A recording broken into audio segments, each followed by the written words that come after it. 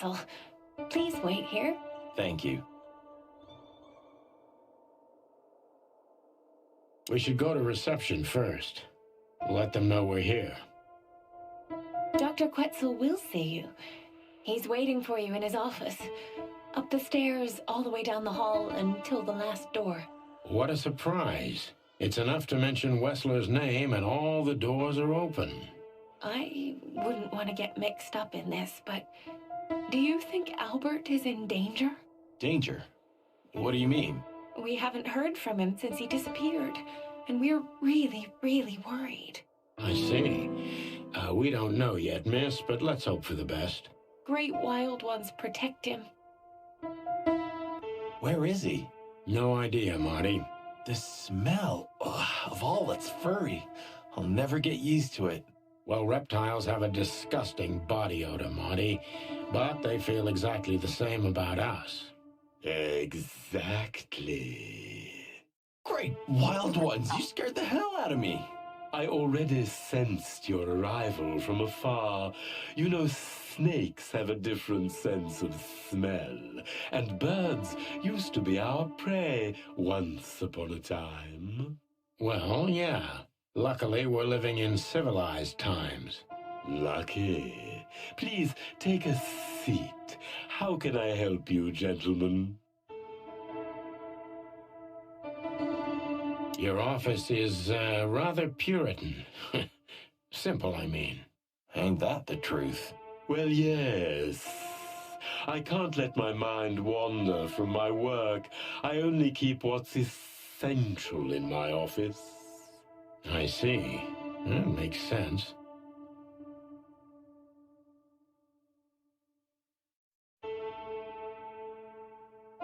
Why do you have bars on your windows?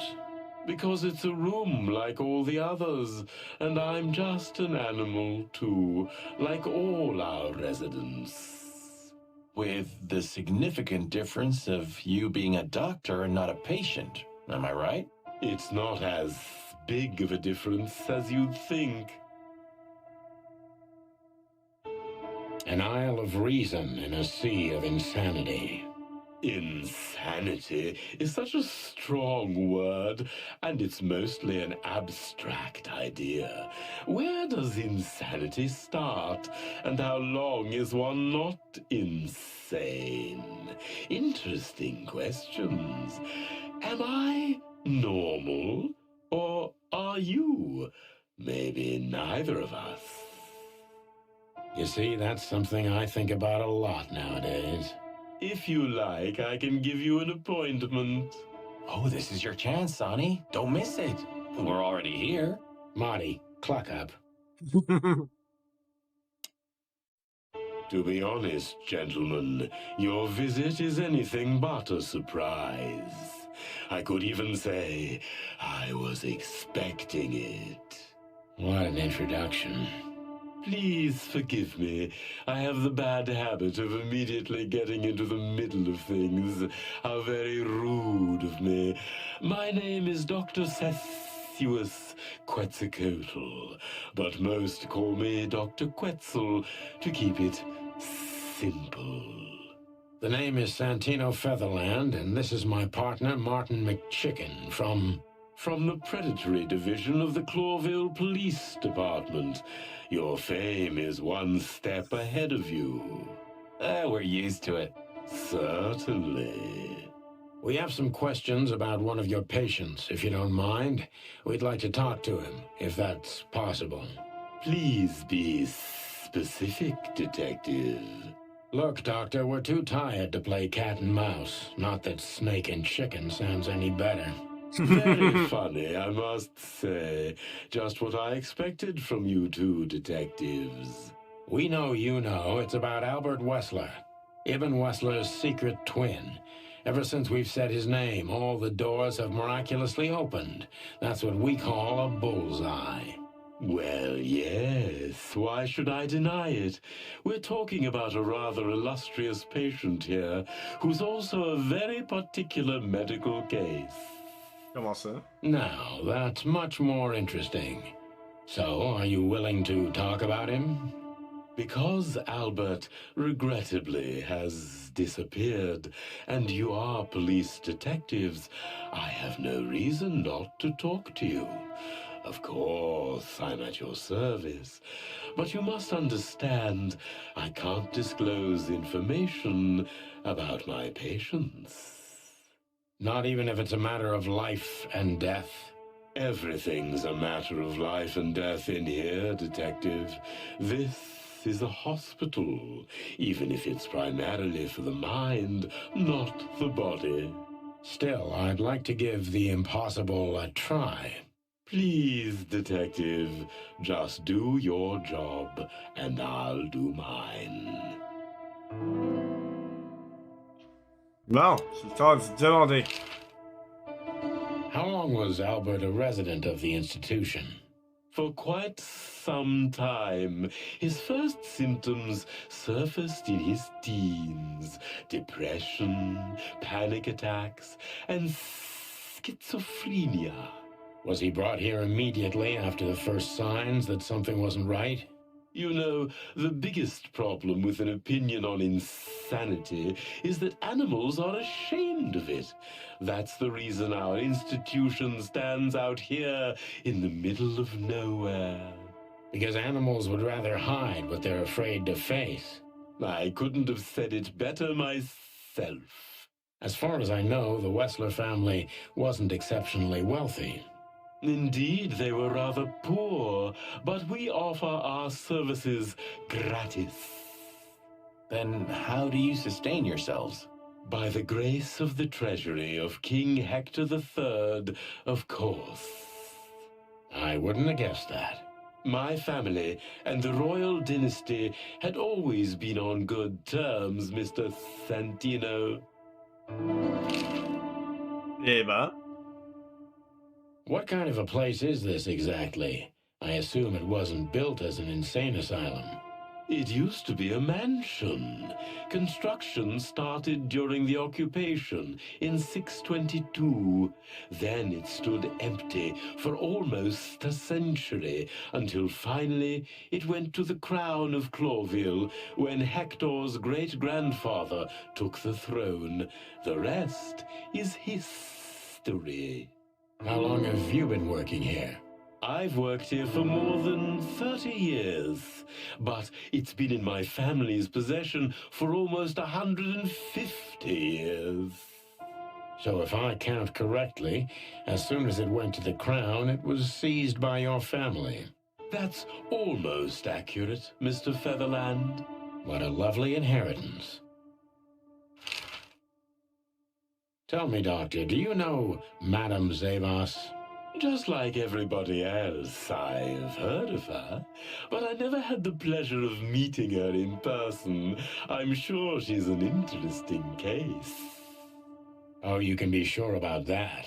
I'd gladly get you two together if I had the chance. A spare cell would suit her very much. Is that so? As it turns out, she likes small, narrow, secret places. Oh, I see. What a coincidence. Bon, c'est temps d'interroger. Dr. Quetzal's a real mystery. But I can turn that to my advantage. I just need to focus on the strangest pieces of the puzzle.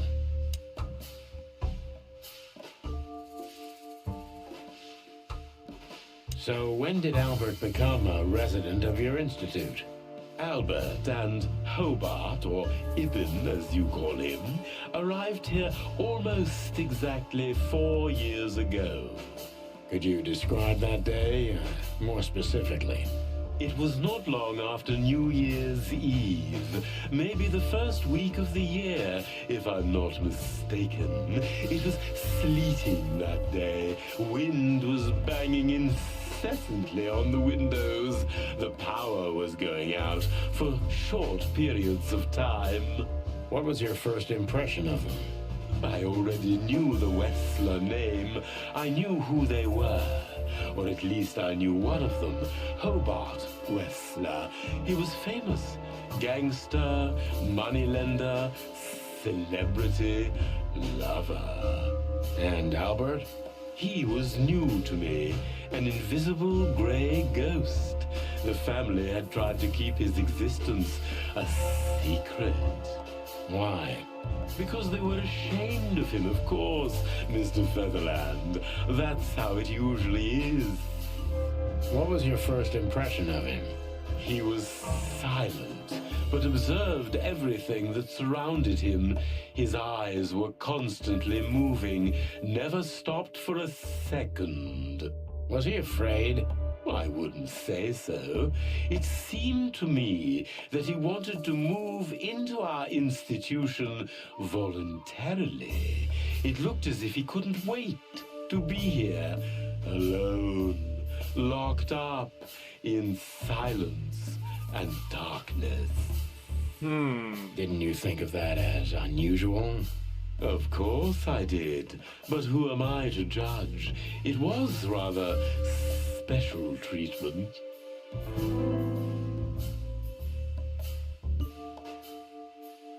What kind of special treatment did Albert get? You know, if an institution like ours has to accept a Wessler as a guest, there's bound to be some favoritism. And complete secrecy, I guess. Yes, but that's the case for all our patients, Mr. Featherland. Of course. So in what way did he receive more than the others? Basically, we don't admit anyone into our institution without a complete and thorough prior assessment. In the case of Albert, we put that aside. So you didn't even know if he had anything wrong with him? Initially, no. He was more of a guest than a patient.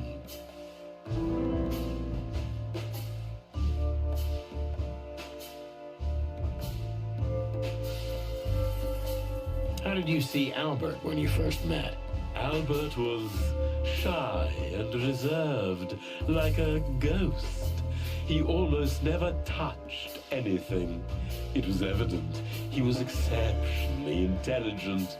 He measured and observed everything around him. What else? He was delicate and graceful, almost like a woman. Yes. He was rather feminine. He was an artist, Mr. Featherland, a magnificent painter, and rather good writer, too. Sometimes I even heard him sing. Why did he have to be locked up? I asked the same thing at first.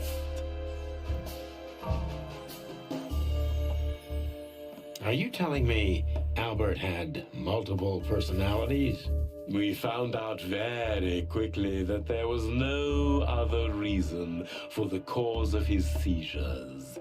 He had a cold and calculating personality who sometimes, especially on stormy days, took the reins over their shared mind. He had these seizures from the beginning. Yes, Mr. Featherland, but they started to intensify after Albert left our institution for the first time. He did what? Left the institution? More than once? Oh, yes, Mr. Featherland. Albert left the institution on several occasions until the last time, when he failed to come back. Quetzal's not only very observant, but he's addicted to details. I must focus on that if I want to get closer to the truth. Focus. Addicted to details.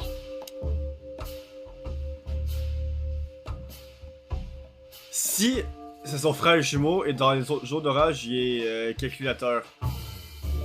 Hier, en guillemets, avant que les personnages dorment, il y avait un orage puis il pleuvait. Donc sa personnalité calculateur aurait pu prendre le dessus. Il serait fait tuer par Natasha parce qu'elle voulait tuer Ibn. Parce qu'elle pensait que c'était lui. Je sais pas si ça fait du sens.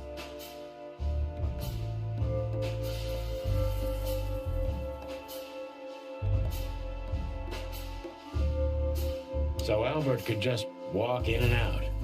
Far from it, Mr. Featherland, though Mr. Hobart Wessler had appeared on many occasions and took Albert with him.